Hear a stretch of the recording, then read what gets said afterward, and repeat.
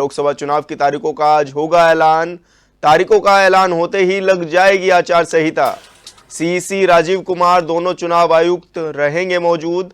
चुनाव आयुक्त सुखबीर सिंह संधू, ज्ञानेंद्र कुमार रहेंगे मौजूद।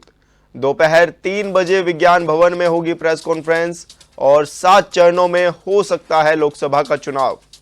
तो बड़ी खबर आपको बता रहे हैं, आज 3 बजे प्रेस कॉन्फ्रेंस होगी और उसके बाद आचार संहिता लग जाएगी। 7 चरणों में लोकसभा के चुनाव हो सकते हैं। सीईसी राजीव कुमार और दोनों चुनाव आयुक्त भी मौजूद रहेंगे। आयुक्त सुखबीर सिंह संधू और ज्ञानेंद्र कुमार इस दौरान मौजूद रहेंगे।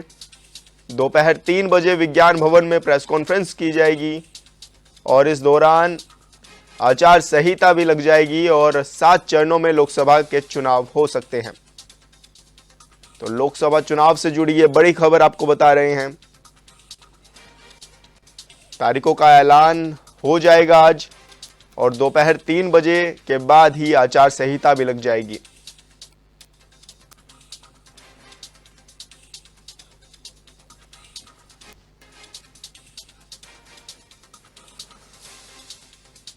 तो आज 3 बजे के बाद आचार संहिता लग जाएगी और रोहित विक्रम सिंह हमारे ब्यूरो चीफ हमारे साथ जुड़ गए हैं। रोहित, तैयारियां पूरी कर ली गई हैं और आज 3 बजे प्रेस कॉन्फ्रेंस भी होनी है। क्या माने कि आज जिस तरह से अब आचार संहिता लग जाएगी तो पार्टियां भी अपनी तैयारियों में पूरी तरह से जुट जाएंगी? बिल्कुल विशाल, और 2024 के लोकसभा चुनाव के लिए आज का दिन बहुत महत्वपूर्ण है जी। करीब 3 बजे विज्ञान भवन में चुनाव आयोग की एक विशेष प्रेस वार्ता है जिसमें आगामी 2024 के लोकसभा चुनाव को लेकर तारीखों का ऐलान किया जाएगा। और माना यह जा रहा है कि इस बार जो लोकसभा चुनाव है ये 7 से 8 चरणों में मतदान की जो तारीखें हैं इसका ऐलान हो सकता है। पूरी तरह से सभी राजनीतिक पार्टियों की नज़र आज के प्रेस कॉन्फ्रेंस पर रहेगी जब मुख्य चुनाव आयुक्त जो है तारीखों का ऐलान करेंगे, कब कब किस किस दिन जो है मतदान होना है। संभावना यही जारी है कि उत्तराखंड के लिए जो मतदान की जो तारीख है वो शायद एक ही दिन में जो है उस तारीख का निर्धारण किया जाएगा। उसके साथ ही तमाम जो राजनीतिक दल है सभी एड़ी चोटी का जोर इधर लोकसभा चुनाव से पहले लगाए हुए हैं जी।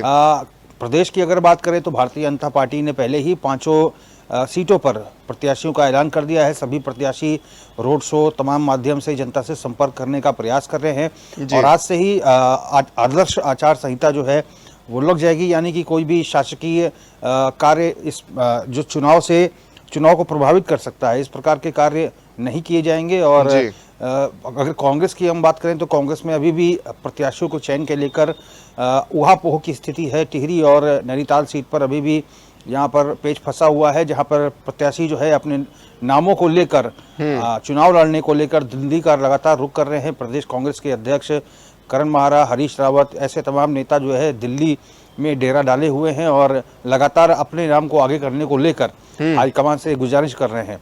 तो बहुत ही महत्वपूर्ण हो जाता है क्योंकि इस बार का चुनाव जो है बेहद ही रोचक होने वाला है, क्योंकि इस बार एनडीए अलायंस ने घोषणा की है कि 400 प्लस सीटें वो इस बार चुनाव में लेकर आएगी। प्रत्येक कॉन्स्टिट्यूंसी को 5 लाख वोटों के अंतर से जीत से दर्ज करेगी। तो चुनाव जो है बेहद अहम है क्योंकि प्रधानमंत्री नरेंद्र मोदी को तीसरी बार भारतीय जनता पार्टी प्रधानमंत्री बनाना चाहती है और उन्हीं के नाम पर इस बार पूरा का पूरा इलेक्शन केंद्रित होगा। तो कुल मिलाकर आज की प्रेस कॉन्फ्रेंस बेहद अहम है जिसमें तारीखों के नाम को लेकर चुनाव आयोग जो है घोषणा करेगी। यानी कि आज इंतजार खत्म भी हो जाएगा रोहित। और पार्टियों की माने तो पार्टियां किस तरह से तैयार हैं, पार्टियों का क्या कुछ कहना है?